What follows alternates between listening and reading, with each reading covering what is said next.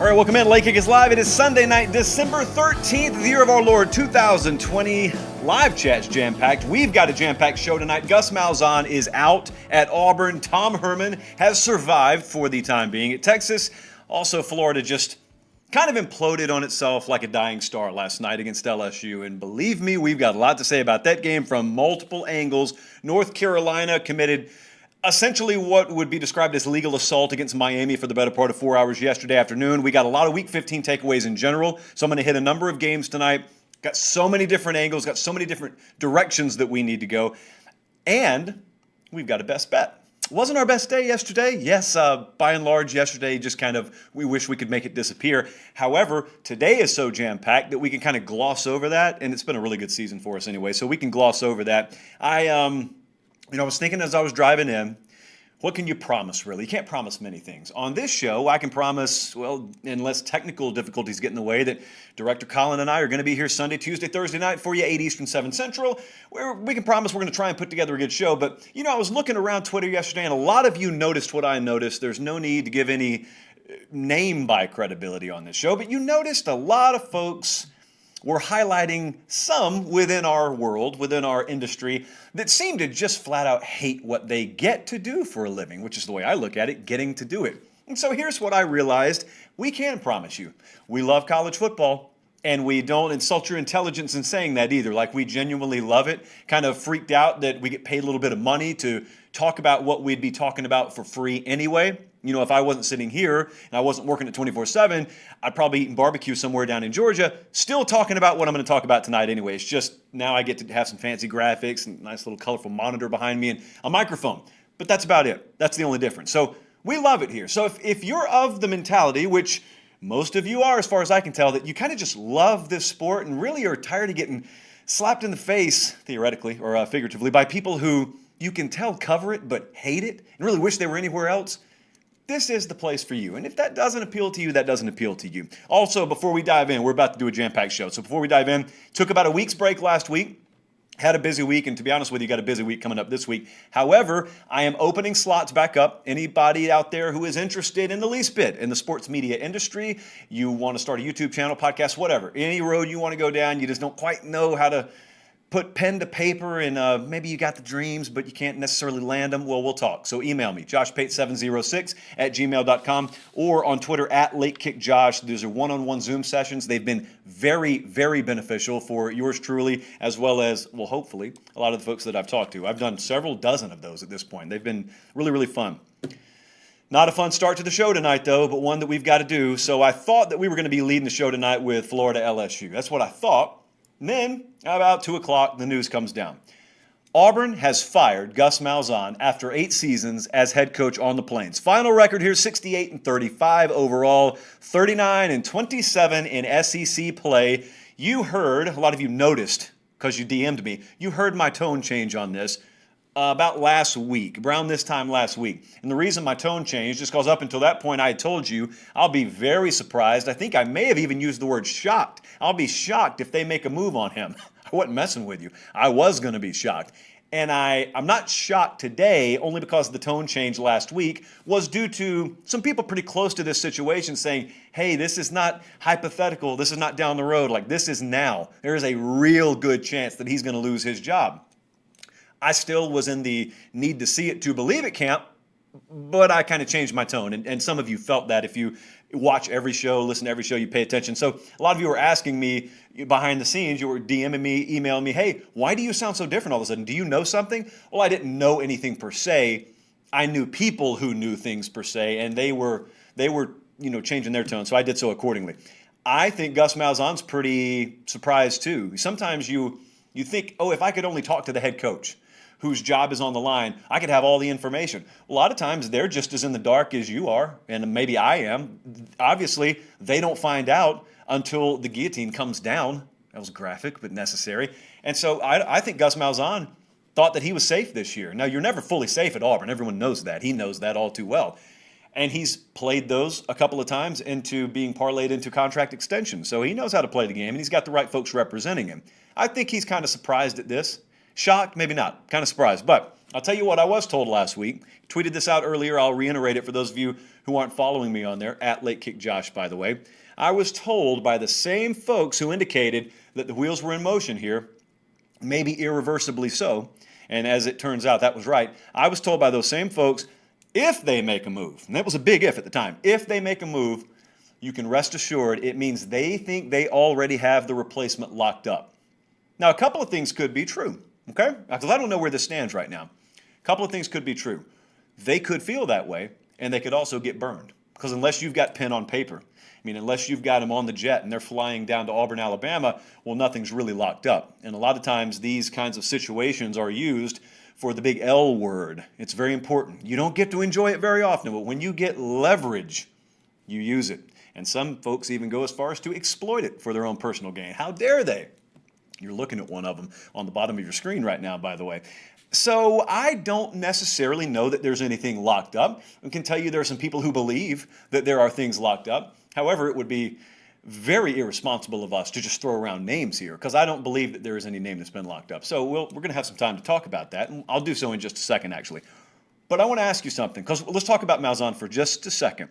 Had a lot of takes on him today from a lot of different angles. So I want to ask you, whether you're an Auburn fan, whether you went to Auburn, whether you went to Kennesaw State and it's just up the road and so you just pull for him. I don't care if you're a Michigan State fan and you've never even been to the state of Alabama. Everybody, I want you to ask yourself this question. You watch college football. You've seen this dude. You got an opinion of him. He's been around a long time. Do you think he failed at Auburn? You think he's a failure? Because I asked that question to some folks today, and I was very surprised at not only the differences in the responses, but how strongly opinionated everyone was in their response. There were very few fence riders here, in other words. Now, I'm going to give you my opinion. I got my own head coach power ratings. Malzahn is a top 20 head coach currently. Like today, he got fired. He is currently in my top 20 of head coaching power ratings in all of FBS, so all of major college football. He's in my top 20. He just got fired. So obviously, I'm not one who looks at him as a failure. A lot of people do look at him as a failure, and I'm just going to give you, again, my humble opinion here. I think that displays an utter lack of grasp of how insanely hard the job at Auburn is. It is the, pound for pound, I've told you before, hardest job in America. It's not harder than Kent State, but yet Kent State, they don't expect titles there. They expect you to contend at Auburn. At Kent State, you're not parked down the road from the greatest head coach in the history of college football. You are at Auburn. At Auburn, you're also recruiting heads up against 4 of the biggest 6 or 7 recruiting powers in America right now in Bama, Georgia, LSU, and Texas A&M. So unless you're matching them, you know at the start of every year, Malzahn's known this for a while, at the start of every year, he's going to be at a roster disadvantage against about a third of his schedule. Now, you could look at me and you could say, well, they should have recruited better. Okay, I'll grant you that. I'm not saying it's impossible. But what I want you to understand is, and I want to say this very slowly, there are some coaches out there that you may consider not top 20, not top 25, but top 10, who would have long since wilted under what that guy was having to deal with year in and year out. You don't believe that, and I know you don't, and that's fine. But some of your darlings out there that are rated solidly top 10 would have wilted under the Auburn spotlight. The Auburn spotlight is unique for several reasons unto any in the sport. That's not meant in a pejorative context. Sometimes it can be. I think it's a great place, but it's a very unique place. There is no other culture like that. So it's got its own little world down there. Grew up very close to it, intimately familiar with it. You know my stance on expectations and standards. If you've watched this show any length of time, I'm not that guy that a lot of other folks out there are who make fun of fans when they get mad when their team doesn't win. I appreciate the passion. I appreciate the expectation, and I've told you before, and for those of you who are new, I'll tell you again. Sometimes you buy yourself the ability and the freedom to have sky-high expectation. The way you buy those things are really twofold. You can buy them, obviously, financially, and then you can buy them through emotion. When you have financially and emotionally invested in mass, an entire culture, a fan base, in other words, when you have invested top dollar and you have emotionally invested to the best of your abilities, it's only right. In any other walk of life, if you invest at an A level, you want A level returns. That's just common sense. Anyone who's gone through a high school economics class understands that. But here's a little bit different world that we're living in college football, and that's you got to ask what's feasible, what's realistic to expect. It's okay if you've invested and you say, I got a buddy across the street who's a Georgia grad, and I do everything that they do. He tells me what they donate, and he tells me what they're asked to do and what they're asked to give, and my Bama buddy the same way, and I do what they do. I want returns like they have.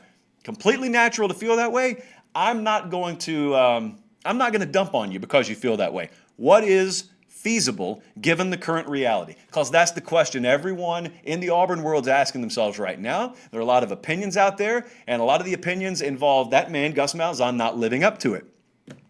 So I want you to keep in mind, when I tell you this is the hardest job in America, I don't mean it's impossible to succeed there. I just mean the hurdles are very high. And as we're denigrating Gus Malzahn, not all of you, but some of you, I also want you to know some things that aren't readily apparent if you just turn on CBS or ESPN for 3.5 hours on a Saturday. That guy lagged, resource-wise, significantly in some cases, behind all those big rivals that I was talking about. Auburn has put lipstick on a lot of pigs down there, and behind the scenes, they are woefully inept. There is some catch-up happening, but they still got a long way to go in some other areas. You have got a Taj Mahal in Tuscaloosa, and you've got Georgia, who has separated themselves trying to keep up with Alabama. LSU is the same. Texas A&M is the same. They haven't kept up at Auburn. That's just the painful reality. The folks there know it. The folks the closer you get to the program, the more intimately familiar they are with that reality. Here was the problem. It's very layered. It's never as easy as, is he good enough or is he not good enough? You have got and have had for quite a while some big money folks around the Auburn program who were not coming off their wallet until Gus Malzahn was out of there. They did not view him as the long-term answer to their program. I'm not one to tell anyone how else to spend their money. I mean, it doesn't matter what I think anyway. You've earned it over the years. It's your right to spend it however you want to. And so a lot of the investment that was needed was kind of held hostage, and this was one of the terms. You want 7 numbers on this check instead of just mid-6s every year? Well, you put the right guy in the driver's seat, and then maybe we'll revisit that. COVID or no COVID, maybe we'll revisit that. So expectations are fine, but now what are we going to get here? What's the reality? What's feasible? And then who's out there that is a definitive upgrade? Why didn't he succeed, in other words? So what has to happen? Why weren't they winning enough under Gus Malzahn? Well, number one, they never got quarterback figured out. Gus Malzahn, the only times, and this has been well chronicled by this point, the only times he's really won big down there, it was with transfer quarterbacks. He had to go get someone else's, and it was an already made product or hopefully close to already made, and then he brought him in and he won. Think Nick Marshall, think Jarrett Stidham, you get the idea. There was never a homegrown product. The closest they came to that was, well, the current product, Bo Nix. I mean, that's the closest that they came to it, and I think that there have been very mixed results, to say the least, on the field from him his first 2 years. Number two, they never recruited well enough. Now, this is where, when you start to attract another coach, this is where you got to try and think differently. Try and think on a different plane than just an observer. Think about yourself as a prime candidate for the Auburn job. And think about what I just said. I just told you they hadn't recruited well enough. Well, hey, if I'm a candidate for this job, I'll just go pull up 247sports.com right quick and I'll say, well, what in the world? They were number 8 that year, number 10, number 12, number 9. It looks like they recruit around a top 10 level every year. That's right. And it's not good enough. You want to look at the teams ahead of them? Bama's up there every year. Georgia's up there every year. LSU is going to be up there every year. Texas A&M is going to be up there every year. You got to play them every year. This is the only program in the United States of America that has the unenviable task of facing Georgia, Alabama, LSU, and Texas A&M every single year.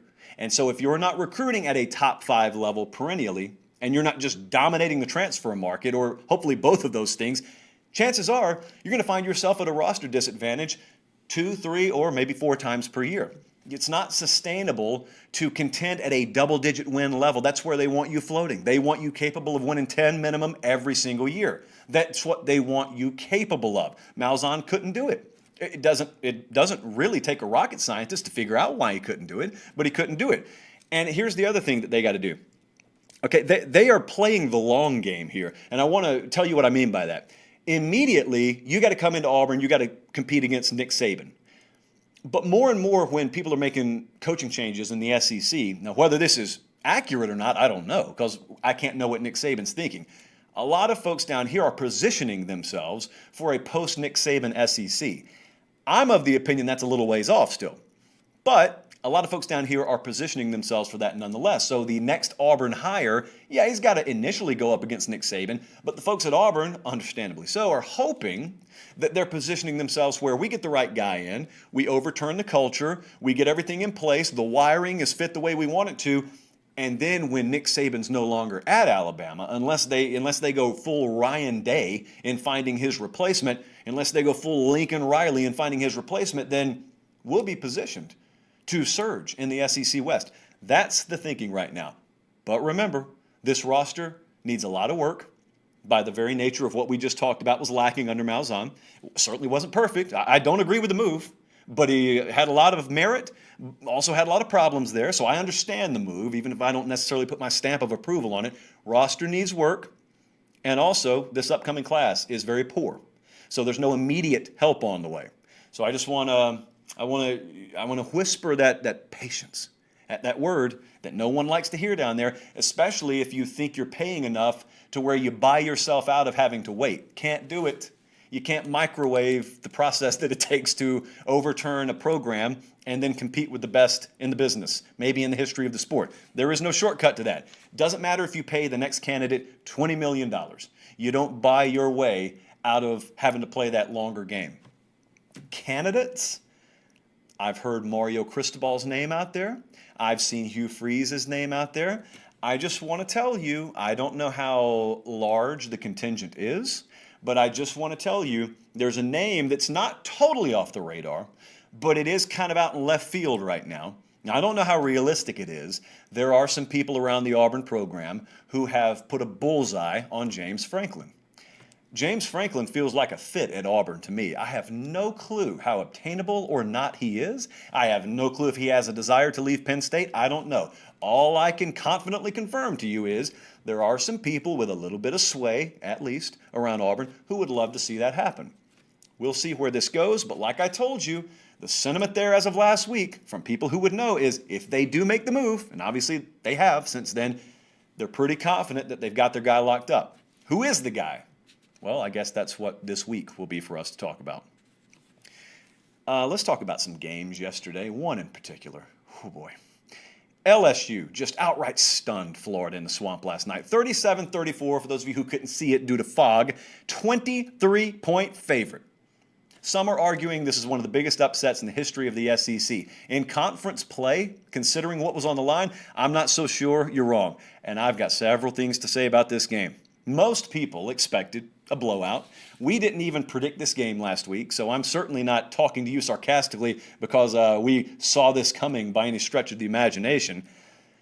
But how crazy was this really? Well, I'll tell you, I was looking at Bill Connolly's stuff earlier today. Occasionally I'll reference his post-game win expectancy rate. And this is a very sometimes entertaining metric. It's a valuable metric for future predictability's purposes, but essentially what it's doing is it's ingesting all the data from the game except the final score. So it's looking essentially at the football game through numbers. And it's asking if this game, if this set of data, if this football game happened 100 times, what percentage of the time would the winner win the game? So LSU won this game last night. How often would they win this game? How about 0.6%? It's the lowest post-game win expectancy rate of the college football season, even lower than that miracle Texas pulled out against Oklahoma State.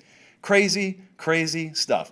Like I said, I understand why a lot of you were expecting a blowout here. Number was 23, and the last thing you had seen from LSU was you had seen Alabama paint the walls with their blood the week before. So you just assumed, well, if Alabama did that, even if Florida's not as good as Alabama, I mean, goodness, LSU was a little more than a warm body last week for them to pound on for 3.5 hours. This will be a walk in the park. Well, I want to take you back to that Alabama-LSU game for a second and explain to you why this ended up not being a walk in the park for Florida. You remember the game, you remember Devontae Smith lighting it up, and you remember the stats just kind of like that. It was like watching that thing on Price is Right. The wheel just goes and goes and goes. You remember all that. What you may not remember is that little incident in pregame. 2 hours before kickoff, Nick Saban walks in the stadium. Jamie Erdahl of CBS catches up with him. And he said, we talked about it on the show last week, he said, I'm pretty sure LSU thinks they can beat Alabama tonight. These are Nick Saban's words, by the way. He said, and that's why we're going to have to come in here and we're going to have to change the way they think. That was the mentality Alabama had as a 30-point favorite. They were looking to come in there and completely and utterly salt the earth and everything in front of them. And that's what they did. When you think like that, and you have superior culture and you have superior players, you can run over people like a tractor combine. But here's the problem. Dan Mullen did the opposite. Dan Mullen allowed his team to show up last night, assuming his opponent was already defeated. And they weren't going to have to do the work like Alabama did. Alabama shows up knowing, all right, we got to change the way they think. And once they don't think they can beat us anymore, then we've dominated them. Dan Mullen, apparently, and Florida, right behind him, show up last night and think LSU's going to get dominated tonight. Well, there's a crazy thing that has to happen. You actually have to do it. You have to do the dominating. It's a point spread doesn't do anything. The point spread's only there because of the assumption that, well, you can take care of business by an odds maker. And so who is this on? I know a lot of you have been talking about Marco Wilson today, and I know a lot of you are talking about kickers and all this stuff. There's Collins showing you the shoe throw, defense, Todd Grantham, this and that. Let me ask you something. Do you really think that that's where this game was lost? Is that what you think? I don't think that. I've watched it already again today, and I'm of the opinion that a lot of this was decided before I even turned the game on last night. When you show up, I don't care what point spread is on a game, when you show up and you haven't mentally prepared yourself, you can't do it midway through the first quarter. There is no fabled post-game not post-game. There is no fabled halftime adjustment you can make. Once you get yourself in the soup, you're in the soup. And they weren't playing UT Chattanooga, for example. They're playing a team in LSU. It's got some athletes. They've underperformed this year, but the athletes are still there. And so it was pretty obvious early on. Florida probably in a little bit of trouble here.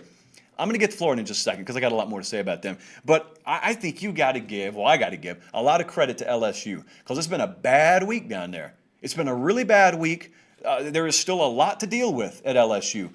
But see, I had a guy come at me yesterday, and he was talking about meaningless games and folks opting out.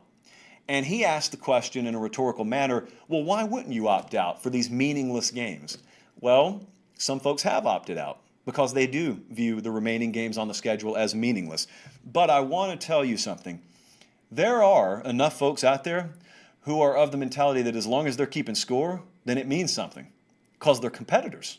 And that's how they're wired. Not everyone's wired that way, but enough folks are wired like that to where not only are they going to show up and not only are they going to pour it out on the line, even if their record indicates maybe to you at home on your couch that game's meaningless, well, they think differently than you and they show up differently than you and they're on the field and you're on the couch because they're different than you. And to them, they're ready to go to war because it still means something. And here's the funny thing.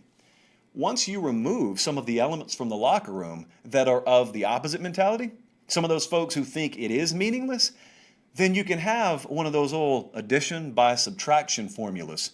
And that's what happened with LSU last night. You got a freshman, most of you have never heard of him at quarterback. They got scholarship numbers bordering on not even enough to play. And yet once they had some folks walk out of there that you think is going to be just detrimental to the odds that they could even compete here, not only do they compete, they win. Now, make no mistake about it. As much credit as is due to that team from last night, well, it doesn't change anything about the future for LSU. It certainly changes things in terms of that staff understanding who they can trust in the foxhole and, more importantly, perhaps, who they can't trust in the foxhole. And that's a future personnel decision thing. But also, it doesn't necessarily change a lot of what is messed up about LSU behind the scenes. There are a lot of things that still need fixing. They're going to need to overturn a lot in and of themselves in order to be competitive next year and years to come. All that's true. But it certainly leaves a lot better taste in your mouth than what the alternative is. And secondly, I think it probably sells a lot of people down there that had been on the fence over the last week about whether a vast majority, a large swath of that program had tuned Ed Orgeron out. At the very least, it has to confirm in your mind, well, that's not true. Maybe rumors of an entire mutiny, an entire uprising, maybe those were greatly exaggerated. Maybe there were some isolated pockets. Maybe some of them walked away. Maybe there was some self-policing going on at that program, and the best ones were able to do that. and maybe last night was just a small result, and hopefully an indication of what you could have coming. So there was a lot of college football playoff talk after this, obviously, around Florida. And as much as you guys were talking about the Marco Wilson shoe throw last night and everything like that, you know what was to me, one of the most inexplicable things that I heard in this broadcast? It wasn't the post-game scene that Dan Mullen made. It wasn't the shoe throw. That stuff, yeah, everyone heard that. I heard something that not a lot of you were talking about. During this broadcast, if you had the TV feed up and you had the audio on, the broadcast crew was openly talking about conversations they had had with Dan Mullen and Todd Grantham during the week about playoff scenarios. And I'm thinking to myself, what in the world are they talking about that for during a game week? They're not guaranteed anything. I can't remember the last time I turned on an Alabama game and a broadcast team details 30-minute conversations they had with Nick Saban about how they think their playoff seeding is going to pan out. In other words, taking your opponent for granted. I think this was one of the most humbling nights of Dan Mullen's career. He was in wounded animal mode. He was in full defense or denial mode in his post-game press conference. I didn't even bother to tell Colin to clip from it. It's a waste of time. You can go find it if you want to. It was fairly pathetic. I mean, the thing about it is the guy made some accurate points in his post-game, but yet it was so childish that no one really cares to hear it from him. Like someone else can make those points, not you. This is the same guy who complained about the size of the crowd at Texas A&M after they lost, and now it's, well, maybe we shouldn't have been playing this game. You know, well, okay, Dan, listen, let someone else say that. Please just let someone else say that. But this was very humbling because he knows, trust me, he's keenly aware he didn't have his team ready to play last night. He had his team thinking that LSU was going to come in, they were going to put up a good, solid pushback, they were going to get some good work in against them for about a quarter and a half, and then they'd run up the score, and then there'd be a halftime decision about whether to leave his starters in or not. You're not Alabama. Florida's not Alabama. Obviously, in terms of personnel or in terms of internal wiring. They don't think like that, is my point. So if they don't think like that, you certainly can't afford to think like that. The entire reason they are who they are is because they don't think like that. Like, that's the whole point. So then you have the college football playoff conversation. And to me, I'm not all that focused on it because I don't think it's going to be relevant for more than 1 week. The conversation essentially is, well, can Florida still get in after they win, or if they win the SEC championship game? Can they still get in? Like, what would have to happen? Friends, there are few truths in this world, but I really think one of them is I don't think you're going to have to worry about that after Saturday. I really don't. Now, having said that, I think a lot of you are going about this argument from the wrong perspective. A lot of you are going at the 10 games played versus 5 or 6 games played thing with Ohio State. If we lose 2 games and they're 5-0, shouldn't we still be in because we put ourselves out there more? That's not the way to make the argument. I understand what you're saying. I've told you I think there's merit on both sides of this. Here's what you should do. You should talk to the side that's defending the Ohio State stance, and then look on your side at the side that's defending the we played more games, therefore we should be rewarded for that stance, and you should say, well, let's find a compromise. Okay, you guys over there, let's say you're talking about Ohio State. You guys have played, 6 games after the Big Ten title game? 6 games? Okay. Well, here's the compromise. We'll just find our best 6-game stretch from this year, and we'll let that be our sample size versus your sample size. So games we played versus games you played. Now, Florida's got a 6-0 stretch, obviously, in their schedule. And then we can compare resumes. Like, that's the way you should go at it. Because if they're going to look back at you and say, no, you got to count all the games you played, well, then you enter into a little bit different discussion. Having said that, though, like I said, I don't think it's going to be relevant. This is something that's going to sting. I got to refresh the computer. This is something that's going to sting for a long time. So I want you to think, as we close this and move on, I want you to think about what your perception of Florida was just 24 hours ago, going into the LSU game. You obviously expect them to win that. Even if they're just competitive against Alabama, they've got the SEC East. They were in the playoff conversation right up until the very end, maybe even after the SEC title game, depending on the way the rest of the country shook out. Recruiting has been as good this year as it's been at any point under Dan Mullen. And so you feel like there are several rungs that you're about to climb up on that ladder in years to come. Now, you imploded in the biggest moment of the year to date. You are in all likelihood going to be run by Alabama Saturday, and I think that was going to happen either way, but in all likelihood you are. Never assume. We saw last night what happens when you do that. And Georgia has surged at the end of the year. And so I was wondering, and I'm still wondering, like as we get out of this thing, what looked like a quantum leap for Florida and maybe kind of a reset button hit in the SEC East and a reassumption of the top of the mantle for Florida. I wonder if it's really even going to feel like that. Like when we get done with this, is it really even going to feel like Florida's the better team in the East at the end of the year? They still beat Georgia. They still got the SEC East crown. I'm not taking that away from them or anything like that. I'm just saying the way you thought you were going to feel at the end of the year as a Florida fan versus the way you're in all likelihood going to end up feeling could be night and day different. And it's all because you allowed yourself, not as a fan, but as a CEO of that organization, and Dan Mullen, you allowed yourself to show up thinking you already had an opponent beat. You can never, ever, ever let that happen. The thing about it is, a lot of coaches have done that before. They have suffered at the hands of assuming before and allowing complacency to set in. It's just normally it happens way out of the spotlight, really early in your career. Most of the time, you're not coaching a top 10 program that's in playoff contention when you allow that to happen. So that was a tough thing to watch last night. Really, really tough. Let's shift right quick. I got several more games to talk about. Let's shift right quick.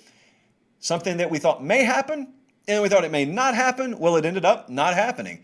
Texas has announced via Athletic Director Chris Del Conte yesterday they're going to keep Tom Herman. Got a lot to say about this, too. We got what we expected, at least. We expected definitive word to come sometime during the weekend, and it did. So Tom Herman, still the head coach at Texas. This doesn't make sense in a normal world. I was talking to a buddy of mine yesterday as the news broke. He follows college football, and he said, wait a second. They made a statement. They put out what do you mean they put out a statement? I said, yeah, they put out a statement, Texas, that Tom Herman is going to remain as the head coach. He said, well, if my boss isn't going to fire me, he just expects me to show up to work Monday. Like he doesn't put out a statement saying Billy still works here. Essentially, well, Billy does not have to recruit.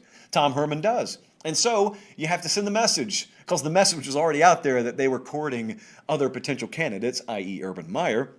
So now we gotta pour water on the campfire. Like, are you afraid of the dark? We got to put it out and then let the smoke billow, and you get at least one more year here. Texas, under Tom Herman, is not a 100% lost cause. I know there's a lot of doom and gloom from folks who wanted to see a move made. I understand all that. This is not a 100% guaranteed lost cause. I want to take you back, since we were talking about Auburn earlier. A lot of you know what the term Jetgate means in the world of college football. For those of you who don't, there was once upon a time a night wherein a lot of power players hopped on a private jet and flew from Auburn to Kentucky. I believe that's where they met with him. And they tried to hire Bobby Petrino right out from under Louisville and bring him back to Auburn. And it didn't work out. It leaked, and Tommy Tuberville ended up really having a lot of Teflon wrapped around him for a little while. He also went on to run off 6 in a row against Alabama, and now he's a U.S. Senator. So I'm not saying that Tom Herman couldn't turn this thing around. I'm just saying it's insanely hard when not only you know, but the whole world knows that, dude, they didn't really even want you. It's just they couldn't get the other guy, and that's the only reason you're there. The odds are just too long for me to buy into. Like, it could happen. A lot of things could happen. The most fundamental issue here, as I said, is the whole world understands what went down. It's unfortunate that they couldn't target Urban Meyer and then keep it under wraps, but I understand why that's pretty impossible. Texas doesn't want Tom Herman. That's the painful reality. We know it. He now knows it. Every recruit in America knows it, and if they don't, they'll be informed by rival staffs. And so you've got think about how many people are involved in this thing. It's a giant operation. You've got your staff there. You've got your current roster there. You've also got opposing teams that recruit against you. You've got recruits. You've got potential staff hires and potential transfers, the latter two of which you would hopefully use to right the ship. If you got to make coaching moves, how many elite coaches, assistant coaches out there are you going to convince to come into a place where they know from the day they arrive their boss is on shaky ground at best, and the only reason he's there is because they couldn't find anyone better for the time being? If you're a transfer, you want to come into that? Certainly, if you're a senior in high school, is that where you want to go? Is that the piece of paper that you want to sign? It's not hard to figure out why this is not impossible, but very difficult to see panning out. But I'm sure there's an exception out there. Like I had someone talk to me today, and that's where the Tuberville example came up. And so there are exceptions. I'm just saying, you find me one exception out there of someone who has weathered that storm, that combination of factors, and has come out clean on the other side. I'll show you 50 to 100 who have failed miserably. Like the road of college football is littered with the careers of guys who almost got fired, and they got close enough to being fired where the world knew how close they came, and therefore they could never salvage things. So I don't know. This seems pretty untenable at this point. But expectations being unrealistic, that's not something that I buy into at Texas. Like we were talking about expectations at Auburn. I hear this stuff all the time about Texas having unrealistic expectations. I dismiss it entirely. Just dismiss it entirely. Again, I've said this like 5 times already. As we said with Auburn, 100% investment naturally gives you an expectation of 100% return on your investment. And as far as Texas is concerned, they're different than Auburn. Number one, because they're more established than Auburn. They got deeper pockets than Auburn. They're in an infinitely more winnable annual position than Auburn is too. All those teams I mentioned, LSU, Georgia, Alabama, they don't play any of them. And they're parked right in the middle of the state that their competition that they do have to play comes to recruit. I was talking to someone over the weekend, never thought in a million years that I'd hear someone say this, said to me, Oklahoma at this point views Texas A&M as their biggest recruiting rival. Can you imagine that being the state of affairs? That's where we are right now for Texas. But your expectations at Texas, I don't think that they're irrational whatsoever. Let's just lay it out. Okay, here are the demands. For a Texas fan who's 100% emotionally and financially invested, what are the demands? It's not a national title every year. They don't expect their head coach to be Nick Saban. I've never heard a Texas fan say that. But here's what they expect. Number one, they want to dominate the Big 12 in recruiting. That should be the expectation at Texas, if even an above average coach is there. Who are you competing against?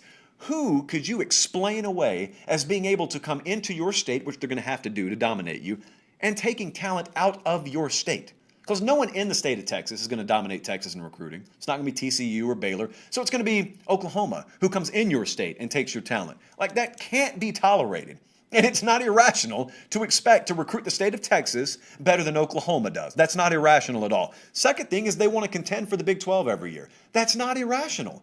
There should be no 2 or 3 year rebuild. There should be no dips at Texas. There should be at Kansas State. There absolutely should be at Oklahoma State. There should never be that. This is such as I said, an infinitely more winnable situation.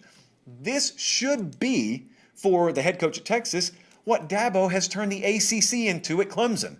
You have one more big-time rival in Oklahoma than maybe Dabo currently does in the ACC, but otherwise look around you. Think about how disadvantaged the rest of that world in the Big 12 is, including Oklahoma, really, relative to all the resources at your disposal. And you can't get out of your own way. That's not an expectation problem. I don't think so. The other things that they want to do is they want to be competitive in the college football playoff picture, which if you're a contender in the Big 12 year in, year out, you probably accomplish that by default. Again, not irrational at all. And they want a head coach who can get the appreciation and honor of the culture at Texas grasped. And that's what they don't have right now. And it bothers them. It bothers them to no end, and I completely understand it. I think you have to be close to the program or have grown up around that program and that culture to fully understand it, but I understand it as much as an outsider can. So, I wish all the best to Tom Herman. I think he's in a pretty unwinnable position right now, so it would surprise me if this time next year we're not talking about Texas like we're talking about Auburn right now. How about some Week 15 reaction? Boy, there's some crazy stuff happened yesterday. Easily, for my money, the most unpredictable week of the year in college football, which is not shocking considering how deep we are into the season, how many post-game or how many preseason goals are out the window, how many postseason goals are out the window. And so let's start in Miami, because that was one that got sideways in a hurry. North Carolina, 62-26. This was a legal hate crime that happened right there on national TV. Could not believe what I was watching. Now, it was just a couple of weeks back, I think it was around Thanksgiving week, that North Carolina played Notre Dame. And Notre Dame really limited North Carolina on the ground, which led me to speculate about this game. I wonder if Miami can do the same thing Notre Dame did. really bottle up that Tar Heels run game and force them to throw the ball to win. I wonder if they could do that. Now, there was a little subplot here. Those of you who are familiar with Mack Brown's career, you probably noticed that, he's playing one of his former assistants this week. Like, I think we mentioned it in passing last week. Manny Diaz, once upon a time, was the defensive coordinator for Mack Brown at Texas. Manny Diaz, currently the Miami head coach. Mack Brown, currently the North Carolina head coach. Well, there was a Brigham Young game, and BYU, tough to say that Y, ran for like half a mile against Texas. Couldn't stop him. Could not stop molasses in December, Manny Diaz that day. And so Mack Brown fires him. And a lot of you probably forgot about that. Well, Mack Brown didn't forget about it. He did not. And so they go in this game yesterday, and they run for 554 total yards, which set all kinds of records. You want a padlock stat? Possibly the padlock stat of the year was hung by North Carolina on Miami's forehead yesterday. 554 rushing yards. They averaged per carry 10.1 yards. They averaged a first down every time they ran the football. For the entirety of the football game, they averaged a first down. They put up 778 total yards. Some of you could not do that on Xbox if I gave you 10 tries. So number one, there's nothing to say about Miami at this point. Like they had two big chances this year, and they got run out of the building both times. Once against Clemson, even more emphatically against North Carolina. But as much as I don't really think there's anything to say about Miami, I think a lot of folks initially dismissed how well Notre Dame handled this offense, this North Carolina offense when they played. And I told you, I thought it was an impressive win. And I'm glad this happened yesterday, because now you sort of get to reframe that Notre Dame performance and say, that defense did what to North Carolina? And now we get to frame it within the context of what's coming this Saturday, the ACC championship game. Clemson's favored by 10. We're going to break that game down on Tuesday's show. Clemson may very well win the game. They should be the favorite. They're the better overall team, I think. But I think you are sorely mistaken if you believe that the mere presence of Trevor Lawrence is going to enable Clemson to run up and down the field at will against Notre Dame. I don't think that there is a team that they're going to play, at least until the playoffs, maybe, that's going to do that. Maybe not even in the playoffs. Notre Dame is a very good team. They are a very sound veteran defensive team. So you may beat them, but you're not going to do it raining all over them like you've seen Clemson do in the past, and like you've watched Alabama do to teams this year. Like, I think a lot of folks believe, well, now that Clemson has their quarterback, it's going to probably, them versus Notre Dame, look a lot like Bama versus A&M. It's not the way that's going to be, I don't think. So congratulations to Mack Brown, because I'll tell you, the second point that I took away is they can weaponize this game. They can weaponize it in recruiting South Florida. They can weaponize it in establishing and entrenching the culture that they want to entrench there, because they needed their own big-time win this year. Like, they didn't have that program definer, and they kind of got it here. And the other thing they can do is it's the overall identity. Like, that's what they want North Carolina football to be. They want you to be scared that they're going to embarrass you. Doesn't matter where you reside, South Florida, it doesn't matter if you're in Boston College. They want you thinking that way, and they got you thinking that way now. And now you got to build on it. They're recruiting very well. You got to continue to build on it. Georgia, speaking of building towards next year, beat Missouri 49-14. Georgia, you got to give some credit here too, I think, because they came out of that Florida game. All the initial preseason goals are out the window, and they hit the reset button. And now they're probably playing stronger football at the end of the year than anyone expected them to. Defense held Missouri to 200 total yards yesterday. And I told you, so North Carolina averaged 10.1 yards per rush against Miami. Missouri averaged 1 yard per rush against Georgia. Pretty good Saturday. Offense threw and ran for nearly 300 yards apiece. So Georgia's offense looks really good right now. And as far as I'm concerned, you look at JT Daniels' day. So I think he had 18.7 yards per completion. That'll get it done most times. That's kind of a padlock stat in and of itself. The potential for 2021 with this team is obvious. And I don't think 2021 is something you have to wait until the spring to start establishing and instilling. 2020 taught us never to assume spring to begin with. But if JT Daniels is back, and we expect him to be back, and you look at what the potential is here now, you start to realize why they're playing the way they're playing. Like, they have convinced their locker room, they convinced their organization, Kirby Smart really being the they have convinced guys up there, your 2021 season has started now. Okay, if you want to be in a position this time next year that Florida or Alabama are in, we got to start it now. And I think that's what they've done. And it's a lot easier to say that than it is to do it. Because when you're in a pandemic year and you think you're a national championship contender and you're out of it midway through the year, it's really easy to pack it in. A lot of other teams have done that. Georgia hadn't done that. So hats off to Kirby Smart for getting that done. Alabama skull drug Arkansas 52-3. Now, it may not look like it. In fact, it doesn't look like it at all. And if you didn't watch this game, what I'm about to tell you will shock you. Alabama struggled a little bit early. Yeah, I told you. It's going to shock you. If you're into live betting, which I peruse from time to time, you could have gotten Alabama minus 18.5 at one point in the live wagering section of your preferred sports book. Now, we were on Arkansas plus 32. That didn't pan out, obviously, but bought me some of Alabama minus 18.5. Hope to hit a middle there. As it turns out, I just bailed out the original wager. Did you watch any of this game? Most of you probably didn't. So you would think that if they win a game 52-3, then it must have been another one of those Mac Jones bombing away, Devontae Smith, let's see how many touchdowns he scored. Alabama didn't have a receiving touchdown in this whole game. Zero. Mac Jones got his numbers here. 24-29 for 208 yards, 0 touchdowns.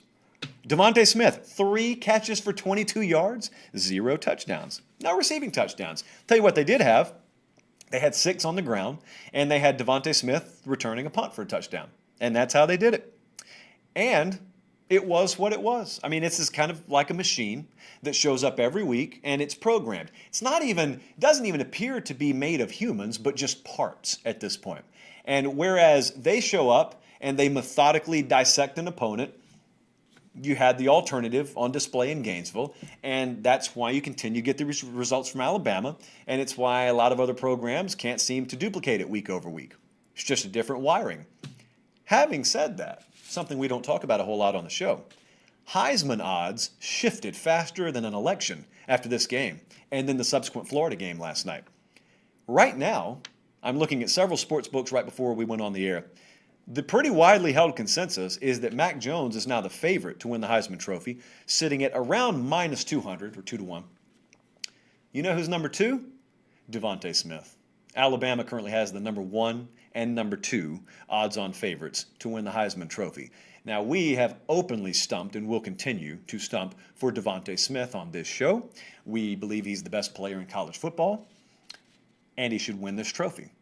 And right now, Mac Jones, listen, having a great season, but Devontae Smith is the best player I've seen this year, and I think he should win the award. For the record, you may wonder who's next in line. Well, Kyle Trask is at plus 350, so Smith's plus 250. Trask is plus 350. He was the favorite going into yesterday. Trevor Lawrence is plus 1,000. So Trevor, significant ground to make up in one game to do it in. And as for the West Coast, I wanted to hit this really, really quick because I know there's a certain network out there telling you that the winner of this game has right at a 50% chance to make the playoff, which, as we all know, is absurd, but we still need to congratulate Southern Cal. They beat UCLA 43-38. The jerseys in this game, sometimes people start saying things and then other people start repeating it, like a clapping seal, and I think it's ridiculous. But what everyone else thinks about this game, I think it's probably the best opponent-on-opponent color combo, just when it comes to jerseys, that you see. I'm a big fan. And so, what about the game? Well, Southern Cal's down 35-23 entering the fourth quarter. All hope appears to be lost, and then here they come. Not only do they come back, they win it in the final seconds. They covered, for those of you who care about that, because that's what great teams do. Good ones win, great ones cover. And here they are, they're undefeated. Now, as it turns out in the Pac-12, what feels like a season that's just started is now over, and they are, 4-0, 5-0? And so they are off to the Pac-12 championship game. Now, that's great. It's certainly unexpected. In fact, I've gotten more out of both of those teams than I expected this year. But let me please inform you. The University of Southern California does not have better playoff odds than Clemson. There is nobody who would wager actual money on that nonsense. Southern Cal, if they win the Pac-12 championship game Saturday, is not going to be in the college football playoff. Clemson, if they lose Saturday, is probably not going to be in. But if they win Saturday, I can certainly tell you they will be in. And to ever try and sell anyone on the idea that this team, Southern Cal, is sitting at 50% to make the playoff and Clemson is under 50%, you know what? I'm not going to insult your intelligence trying to explain the math. It is absurd. So, having said that, congratulations to Clay Helton in Southern Cal, because this was a season that was going to be used against him as the final straw that breaks the camel's back out there. Well, you can't do it now because he hasn't lost a game. He's gone full Herman Boone. Someone walks up to him behind the stands pregame, Clay, lose a game and they'll fire you. And he pukes, and then he goes and he runs the table. And now they got to play Groveton for the state championship. And so congratulations to Clay Helton. Now, it is a truncated schedule this week, obviously. There are not as many games, and so we are probably not going to throw 6 or 7 or 8 bets out there. Even after yesterday's debacle, we are still cruising at 57% against the number. Really, really good year. Still one of our best years we've ever had. But we do have an early best bet. It's not going to be a conference championship game yet. We may move on some of those games, but we do want to grab Missouri minus 1.5 at Mississippi State.